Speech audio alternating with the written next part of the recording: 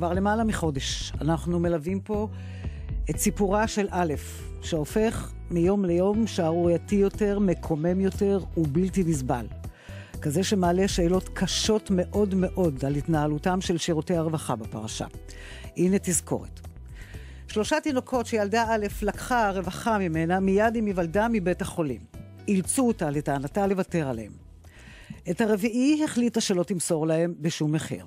היא ילדה אותו לבד בדירת מסתור, ומאז כבר כמעט חודשיים היא מסתתרת מפני שלטונות הרווחה שפנו למשטרה, וזו מחפשת אחריה גם ברגע זה.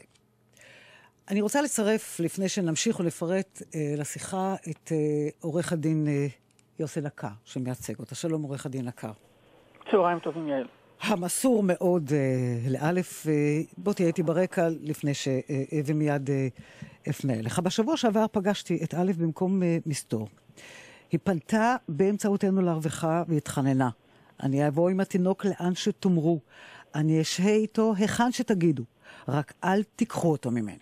אני רוצה לגדל את הילד הזה, ואני לא סתם יושבת חודש ומטפלת בו. כמה שיותר אני יושבת, זה סיבה לזה שאני כן מסוגלת. ואני רוצה שיסבירו לי איזה בעיות נפשיות בדיוק יש לי. לא אכפת לי שישימו אותי איפה שהם רוצים באמת, אבל העיקר שלא יפרידו, כי אני לא אעמוד בזה פשוט.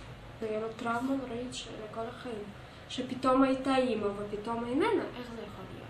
זה לא לטובת הילד, עזבו אותי בשקט, זה לא לטובת הילד בכלל. ככה נשמעה בשבוע שעבר, ומיד נשמיע לכם שיחה שקיימתי איתה לפני זמן קצר. היום, לפני כן עוד עדכונים. בהוראת בית המשפט, פנינו אל הציבור, פנינו אליכם, ביקשנו מי שמוכן להיות משפחה אומנת לה ולתינוקה. הגיעו בסביבות 10 פניות ישירות אלינו ואל עורך הדין נקר. כעבור למעלה משבוע, ביום רביעי האחרון, בדקתי עם הרווחה מה נעשה. נאמר לי מבכירים ברשויות הרווחה, כל המשפחות נמצאו לא ראויות.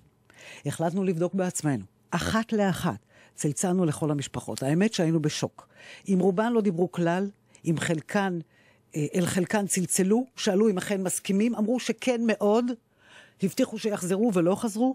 עם 3 משפחות דיברו, בעיקר ביוזמת המשפחות, אני לא אעלה אתכם בפרטים. הם נמצאו לראויות מנימוקים בלתי מתקבלים על הדעת. הנה מקבץ מהשיחות. שלום, מדבר אביב ממערכת עושים צהריים בגלי צהל. אני מתקשר כי פניתם אלינו לפני שבועיים, הצעתם את עצמכם כמשפחת אומנה לאלף, האמא שנמלטת מרשויות הרווחה יחד עם הבן שלה. רציתי לשאול אם מאז שהגשתם את הפנייה, מישהו יצר איתכם קשר במשרד הרווחה? לא יצרו איתנו קשר. אני פניתי אליכם אחרי ששמעתי את התוכנית, וביקשתי שתעבירו את השם שלנו למשרד הרווחה. אנחנו רוצים ונשמח, ויש לנו את המקום לעזור לאלף, ולהיות משפחת אומנה. עד לרגע זה, אף אחד לא פנה אלינו ממשרד הרווחה. אני יצרתי איתם קשר, אנחנו פנויים לקבל אותה היום. אנחנו ברמת העיקרון מאושרים על ידי הרווחה ועל ידי האומנה. יש לנו את כל הציוד, את כל היכולות, את כל הכוחות, את כל האהבה, את כל המקום בבית, את כל הכל. מאז שפנית אלינו, אנחנו כמובן העברנו את הפרטים. במשרד הרווחה יצרו איתך קשר? לא, אף אחד לא יצר איתי קשר. אף אחד לא דיבר איתך? לא, אף אחד. לא דיברו איתי, ממש לא. אני יזמתי איתם את הקשר. לא, משרד הרווחה עצמו לא יצר איתי קשר. כן, זה כאמור רק חלק מהשיחות שקיימנו. עכשיו נמסר לנו שהרווחה ממשיכה לבדוק את המשפחות. ועכשיו השיחה עם א', שוחחתי אותה הבוקר לפני שעה קלה. א', שלום. שלום. מה שלומך היום? בלי שינויים רבים. אני שומעת שהתינוק קצת לא שקט עכשיו, אז ננסה בכל זאת לדבר בלי שהוא... לא שקט בכלל. פשוט יש לו גזים הוא סובל מגזים, כן. כן, טוב, זה כל תינוק סובל בגזים. אבל מה שלמה באופן כללי? הוא כבר בחייך? הוא כבר בין כמה? חודשיים? לא. כמעט. חודש הוא יהיה עוד שבוע. עוד שבוע יהיה בין חודשיים. הוא כבר מחייך קצת או מה? כן, הוא מחייך כזה בצניעות, אבל... בצניעות? את נהנית איתו? אני באמת איתו כל רגע באמת. לפני יומיים פתאום היית קצת מודאגת. למה? כי היה נראה לי שהוא אפאתי ולא יכולתי להעיר אותו, ואני בן אדם חסרת ניסיון לגמרי בדברים האלה, ואני לא הבנתי מה זה יכול להיות גם. והכל הסתדר? כן. עכשיו מצבו טוב? כן. תגידי, אם תהיי מודאגת מאוד פתאום, ותחשבי אולי אפילו שצריך לקחת אותו לבית חולים, את תקחי אותו לבית חולים למרות הסיכוי? זה מצב קיצוני, אבל כן. אם יהיה מצב קיצוני? לא תהיה לי ברירה פשוט. כן. את תדאגי שהוא יגיע לבית חולים. כן. כן. כמה כוח יש לך עוד להסתתר? יש לי כוח. בשבילו אני יכולה לעשות את זה עוד. אין לי ברירה כרגע. את יוצאת קצת מהבית? אני לא עושה את זה בשבילי, אני עושה את זה בשבילו רק. גם קצת בשבילך? אני לא עושה את זה בשבילי, אני עושה את זה רק בשבילו. כלומר? מה זאת אומרת? אני חושבת שילד צריך להיות עם אמא. ואם כבר הוא נפרד ממנה, אז בשבילו זה נראה לי צלקת שלא תרפא לעולם. לדעת. את רוצה אותו איתך, לתמיד? כן, אני רוצה אותו. בטח, אני לא הייתי יושבת פה אם לא הייתי רוצה אותו. התחושה הזו שאת במסתור היא מה? מה? את מרגישה כלואה או שאת כן יוצאת? איך את מתנהגת? כן, האמת שכן אני מרגישה כלואה. איך אני מתפקדת? מה זאת אומרת? את לא יוצאת בכלל מהבית איתו? אני יוצאת מדי פעם. אני יוצאת, כי הוא צריך לראות שמש קצת עצים, פרחים, לא יודעת. יש פה יד ליד. אז את כן מעיזה ויוצאת איתו קצת בלי שיראו. כן. מישהו מדריך אותך? תינוק בן חודשיים לא ראה רופא, לא ראה טיפת חלב, לא קיבל חיסונים, שום דבר. כן, האמת יש לי פה אינטרנט, ואם אני צריכה משהו, אז אני מוצאת את זה מיד. וכרגע אין משהו שאני לא יכולה להבין. כאילו, אני כבר יכולה להבדיל בין בכי של רעב או בכי של עייפות וכל מיני כאלה. אבל את מבינה שיש בעיה שרופא טיפת חלב, אחות טיפת חלב, אף אחד עוד לא ראה אותו. זה בעיה. אני יודעת שיש בעיה. הבעיה הזאת נמשכת כבר כמעט חודשיים, אבל כרגע אני לא... זה תקוע באוויר כי אני לא יכולה לעשות עם זה כלום. ואת לא תוותרי? אולי תוותרי, תקחי אותו אפילו לרווחה ותשכנעי אותם שלא ייקחו לך אותו, רק שמישהו כבר יראה אותו, רופא. זה רעיון מטורף, סליחה. זה לא בא בחשבון בכלל. כי מה? כי הם ייקחו לי אותו. כאילו אני לא מכירה אותם, הם כן ייקחו אותו, והם לא תהיה שום פשרה בעניין הזה. לאיזה פתרון את מחכה? מה היית רוצה שיציעו לך? אני מחכה לכל פתרון שאני אהיה ביחד איתו. לא אכפת לי מה הוא הפתרון. כן. באמת. א', אני מאוד מודה לך, תתפני אליי. נכון, תודה רבה. תודה. צריך לומר את מה שגם אתם חושבים. מה אנחנו יודעים? אנחנו הרי לא באמת יודעים מה יודעים שם ברווחה, וחוזרים ואומרים לנו, בשידור ומחוץ לשידור, אתם לא יודעים את האמת. והם צדקו עד סוף השבוע. זה הנה דברים שאמרה לנו חנה סלוצקי, פקידת סעד ראשית לחוק הנוער במשרד הרווחה בשידור שעבר. מה אם את אומרת במצפון שקט, האם הזו ששוחחתם איתה לא יכולה לגדל את הילד שלה, הוא בסכנה כשהוא בידיה. אנחנו צריכים לראות את האם וצריכים לראות את התינוק. הבעיה שהאם לא נמצאת, ואנחנו חייבים... כי היא פוחדת מכם. את האם, היא פוחדת שתיקחו אותו. היא פוחדת משירותי הרווחה מתוך ההתנסות בעבר. על פי מה החלטתם שאין לאישה כזאת... את שואלת אותי שוב לגבי המקרה הספציפי, לא, ואני לא הולכת להגיד לך... אני שואלת אותך על העיקרון. ואני הולכת לומר לך שוב, אף אחד לא החליט שום דבר באותו יום. כאשר יש התנסות עם הורה מסוים, שלקחו לו כבר ילדים לאימוץ, כל מקרה של ילד חדש שנולד נבדק מחדש. אז זהו שגם אנחנו בדקנו. עורך הדין יוסי נקר, אני איתך. אתה איתי. כן, כן, בהחלט. אנחנו ביקשנו אתה ביקשת הסרת חיסיון, כדי שנדע סוף סוף מה יש באותם דוחות סודיים שבידי הרווחה, ושאולי באמת חושפים סודות אפלים שצריכים מאוד להדאיג אותנו. יעל, אני פניתי לפרקליטה המטפלת וביקשתי שתעביר לי את הדוחות הרלוונטיים. הוא עבר אליי בדיקה פסיכיאטרית שנעשתה על ידי פסיכיאטר מטעם הרווחה, ואת בדיקת המסוגלות ההורית המדוברת, ואני העברתי לך את בדיקת הפסיכיאטר ואת בדיקת המסוגלות ההורית. אני רוצה לציין שאנחנו לא פועלים בניגוד לצו של בית משפט, אנחנו לא נדבר שום דבר על מה שקורה בהליך המשפטי. המסמכים האלו הם מסמכים של א' נתנה את ההסכמה המפורשת לכם ולי לדון במסמכים ולפרסם אותם כמיטב הבנתכם, כמובן בלי לחשוף את שמה ומקומה, ואני חושב שבמסמכים האלו, מי שקורא, ואני לא יודעת כמה תחשפי אותם בשידור, פשוט אין כלום. תראה. אין משהו משמעותי שיכול למנוע מאלף או לגדל את הילד שלה. תראה. הדברים שנאמרים שם, סליחה, אני רק מיד אתן לך, הדברים שנאמרים שם יכולים להיאמר לגבי אנשים כמוני, או אנשים דומים לי, וזה לא משהו נורא. תראה, קודם כל, א' מוכנה באמת שנצטט ונחשוף, אנחנו לא נעשה את זה כי לא בטוחה שזה נחוץ ולא כדאי. אני רק אגיד דבר אחד חשוב. לא מדובר שם על סמים, זה הדברים שכולנו חושבים עליהם. אין סמים, אין אלכוהול, אין זנות, אין מחלה פסיכיאטרית, אין דיכאון קליני, גם לא חרדה, שום דבר מהדברים האלה. אבל כן, לקחנו את שני הדוחות האלה, גם את הדוח הפסיכיאטרי וגם את הדוח המסוגלות ההורית, והראינו לשני מומחים. שלום, דוקטור אלן פלשמן, פסיכיאטר ילדים ונוער, שלום. שלום, צהריים טובים. ביקשנו ממך לעיין בדוח הפסיכיאטרי, ושאלנו האם אתה מוצא שם, מה אתה מוצא שם, ואם אתה מוצא שם סיבה כלשהי לא לאפשר לאישה הזו לגדל את התינוק שלה. אני אסביר לך. האבחון שניתן הוא אבחון שלא קיים.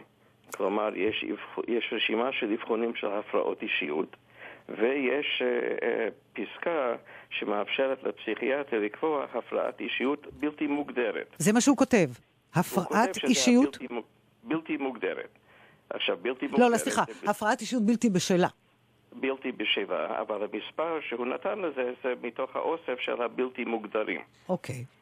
כלומר, הדבר הזה הוא לא תקף, אין הסכמה בתוך החברה, הקהילייה המקצועית, שהדבר הזה קיים בכלל, או מה הקריטריונים שלו. אז סוג שזה של הגדרה היא טובה לשימוש אחד של אבחון, שזה תקשורת בין אנשי מקצוע, כמו קיצור דרך, שמסכם בערך מה אתה חושב. אבל לחרוץ גורלות, או דבר שהוא לא תקף ואין לו קריטריונים, הוא לא כל כך מה שהיינו רוצים שפסיכיאטרים יעשו לנו. חוץ מההגדרה הזו, הפרעת אישיות בלתי בשלה, שאתה אומר שהיא לא קיימת בשום הגדרה מקצועית. היא בלתי מוגדרת, כן. האם אתה מוצא עוד משהו, האמת, אני קראתי לפני ולפנים, ואני באמת לא מומחית, אבל האם אתה מצאת משהו בדוח הפסיכיאטרי הזה שצריך להדאיג? אדרבה, הפסיכיאטר בעצמו כתב שמכיוון שהאישיות היא לא בשלה, היא יכולה עוד להבשיל. דבר שהוא בעיה מבחינת העקביות של החשיבה, כי הפרעה אישיות בדרך כלל זה משהו שלא מבשיל, ומשהו לא בשל שכן יכול להבשיל, זה נראה אופטימי, והוא אומר שהפרוגנוסטיקה, לדעתו, העתיד, הוא יכול להיות חיובי, שהיא יכולה להשתנות. כלומר, הפסיכיאטר עצמו הוא אופטימי לגבי היכולת שלה לגדל את תינוקה. הוא אופטימי. זה מה שהוא כתב. הוא כתב שזה יכול להשתנות לטובה. עכשיו, אתה מתבונן, כי כאן מגיעה אחרי חוות הדעת של הפסיכיאטר, חוות הדעת שנותנת, של הפסיכולוגית שעושה את המסוגלות ההורית. אני מבינה שגם על כך יש לך מה להעיר. שתי הערות. הערה אחת, שבדרך כלל בחריצת גורלות, בדיני נפשות, אז מקפידים שמי שכותב את חוות הדעת זה מישהו שבאמת הוכשר לכך. ואני מבין שהתיק הוא בפריפריה, אבל מי שחתומה היא פסיכולוגית חינוכית. והרבה בתי משפט מסתייגים לחרוץ גורלות על בסיס של הכשרה של פסיכולוגית חינוכית. זה דבר שלא כל כך מקובל. אבל זה כן מקובל בשירותי הרווחה, אם אני לא טועה. לא תמיד, זאת אומרת, תלוי באיזה צד.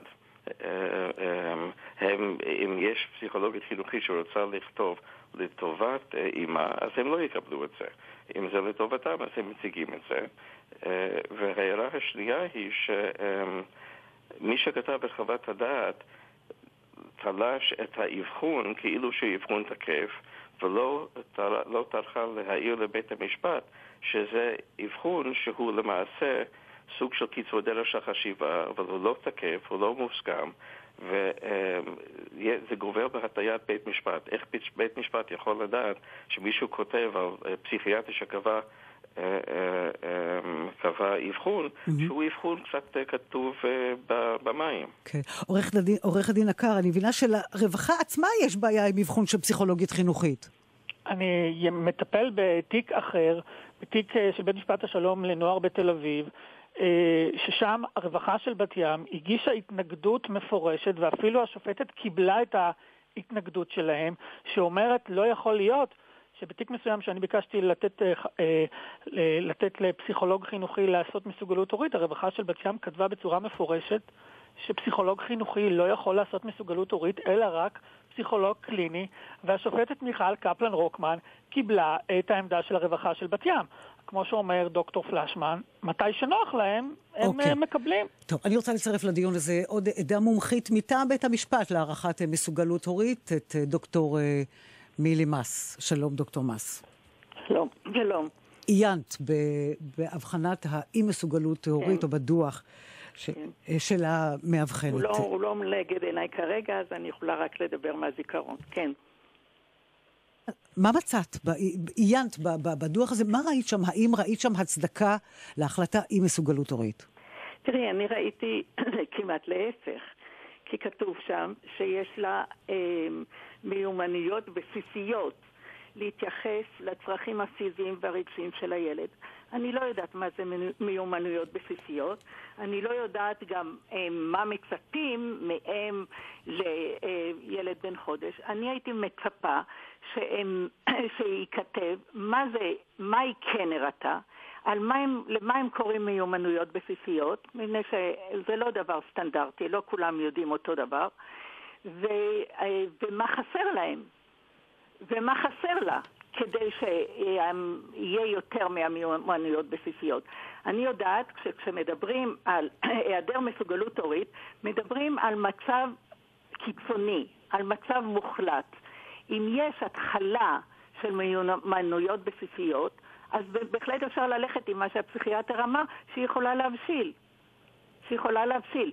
הם בדקו שמתייחסת לילד, לתינוק, לפי דעת, אם אני מבינה נכון, כשהוא לא היה בחזקת. הוא לא היה, הוא נלקח ברגע שהוא נולד, אבל אחר כך במשך... הם בדקו אותה כשהיא נפגשת יחד עם התינוק. פעם בשבוע, כן. זה מצב שהוא מלכתחילה מצב מוטה. זה מצב מוטה. היא הרי צריכה בפגישה הזאת בכלל ללמוד מי התינוק. הרי אם טובה, לומדת מי התינוק, ולומדת איך לטפל בו מהאיתותים שלו. לא הייתה אפשרות הזאת. ובודקים אותה, שהיא בוודאי גם נמצאת תחת הסתכלות. ובטראומה אחרי שלקחו ממנה את התינוק. כשהיא לגמרי בלחץ גדול, ואף על פי כן היא מראה שיש לה מיומנויות בסיסיות. אז אני לא יודעת למה כותבים בסוף את המסקנה שכותבים. אחר כך מדברים שם על אינטליגנציה גבולית. לא יודעת מה זה. פעם היו נותנים מספרים. אבל לאינטליגנציה יש הרבה היבטים. יש היבט של ידע כללי, יש היבט של שיפוט, של הכרת המציאות, יש היבט של הבנה. אני רוצה לדעת, אם אני קוראת דבר כזה, אני רוצה לדעת איפה היא לא עומדת בנורמה, ומה הקשר בין החסר שהם מוצאים לבין טיפול בילד. כן. אני לא יודעת. צריך גם לומר... ערכי בין אינטליגנציה לבין טיפול בילד, לבד מפיגור מאוד עמוק. סליחה. לא, שצריך לומר, ואנחנו את זה כמובן בודקים, אבל היא מעידה על עצמה, גם שהיא למדה פסיכולוגיה, גם שהייתה תלמידה מצטיינת, גם שהיא מנגלת שאלות, כל מיני דברים שמעידים בהחלט על רמת אינטליגנציה מאוד גבוהה, ואנחנו לא נרחיב על כך, כי אנחנו בהחלט בודקים את העדות הזו שמופיעה גם בחוות הדעת של פסיכולוגיה. זהו, חוות הדעת כותבת בכלל שיש לה תואר בפסיכולוגיה, ואפילו לא טורחת לעמוד על הסתירה. כן. אם אתה כותב חוות דעת כזאת, אז אתה צריך לראות שיש כאן סתירה בין אינטליגנציה גבולית לבין תואר בפסיכולוגיה. אני רוצה לשאול אתכם. משהו אתה צריך להגיד משהו על הסתירה הזאת. היות שלא בדקנו את זה, אז אני רוצה את זה להניח בצד, אבל אני שואלת אותך, דוקטור מס, מה זה מעיד? איזה סיבה יש לשירותי הרווחה לעשות הבחנה כזו ולקחת מאם כזו את התינוק? הרי מה יש פה? קשה לי לענות על המניעים. אני יכולה להגיד לך מהיכרות במקרים אחרים. א', יש הורים שבאמת מסומנים. אני חושבת שעכשיו כשהיא נלחמת בהם זאת סיבה מאוד טובה. תראי מה נחשף. בשידור שלך מה נחשף עליהם. וזה קשה. ויש דבר שגם שופט אחד כתב במקרה אחר, שיש חשש מאוד גדול. יש חסר בתינוקות לאימוץ. ויש כאן שירות שהוא הכתובת הבלעדית לשתי קבוצות שיש ביניהם ניגוד אינטרסים. זה דבר שלא יעשה. את אומרת משהו נורא. מה בעצם את אומרת? שאולי היות שחסרים לילדים לאימוץ, יכול להיות שבקלות רבה מדי לוקחים ילד תינוק שרק נולד? בארץ היד מאוד קלה על ההדק. אני חושבת שבארץ היד מאוד קלה על ההדק. דוקטור פלשמן, אתה רוצה להעיר על כך? הניסיון שלי מסכים עם ההערות של מירי מס. אני חותם על כל מילה שהיא אמרה. והחוות הדעת שאנחנו דנים עליהן הם דוגמה בשבילי כאיש מקצוע מחרידה של קלות של יד על ההדק. זה חוות דעת שלא מסתיקות את מה שהן מבקשות. אני רוצה להעיר כאן הערה נוספת. אחרי שאמרנו את כל זה, וזה לבד מאוד מאוד מטריד, אני אומרת בואו נניח את זה בצד. בואו ניקח אפילו את האפשרות, אתם יותר, אבל אני כמובן, אין לי שום סמכות ושום עניין לקבוע מה נכון ומה צריך לעשות במקרה שלה, והאם היא מסוגלת או לא מסוגלת. אנחנו מנסים לומר רק דבר אחד. מדובר באם שנלחמת על התינוק שלה. הרי זה מה שהם רציתם כל הזמן, שהיא תראה שהיא נלחמת. היא נלחמת על התינוק שלה. היא לא מוכנה שאתם תיקחו אותה ממנה. התינוק הזה הוא בלי פיקוח. הוא לא ראה אחות טיפת חלב, הוא לא ראה רופא, הוא לא מחוסן, הוא לא רואה אור שמש. הבאנו לכם הכל על מגע של כסף. משפחות שאנחנו דיברנו איתן, וזה לא יאמן איזה אנשים נפלאים יש פה, שמוכנים לקחת עכשיו את התינוק הזה. תעשו משהו שהיא תהיה בפיקוח. לא אמרנו תנו לה את הילד ותשלחו אותה. אמרנו קחו אותה עם התינוק ותפקחו עליה במשך חודש, חודשיים, כמה שצריך, עד שתנו לה צ'אנס, עד שאפשר יהיה באמת להחליט האם היא יכולה לגדל את הילד הזה או לא, האם צריך לעזור לה, או אולי חלילה גם לקחת אותו ממנה. אבל תעשו משהו. תרשי לי בנקודה הזאת, לעניין הבדיקה הרפואית, אני רוצה למסור פרט נוסף. אני איתרתי רופאה שהייתה מוכנה לבדוק את התינוק. הרמתי טלפון ועשיתי שיחת ועידה עם פקידת סעד ארצית חווה לוי, ואמרתי לה, בבקשה, אתם רוצים בדיקה רפואית, אתם רוצים אישור? הנה הרופאה מוכנה לבוא לבדוק. רק תבטיחי לי דבר אחד, שלא תבואי ותדרשי אחר כך מהרופאה או תעמיד אותה במצב משפטי לא נעים. היא לא הסכימה. ולכן? אם באמת הייתה דאגה לרווחה שהתינוק ייבדק על ידי רופא, הבאתי לכם רופא, יכולתם להסכים, יכולתם ללכת איתי קדימה. הייתי מפיג את החשש הזה. הם לא הסכימו.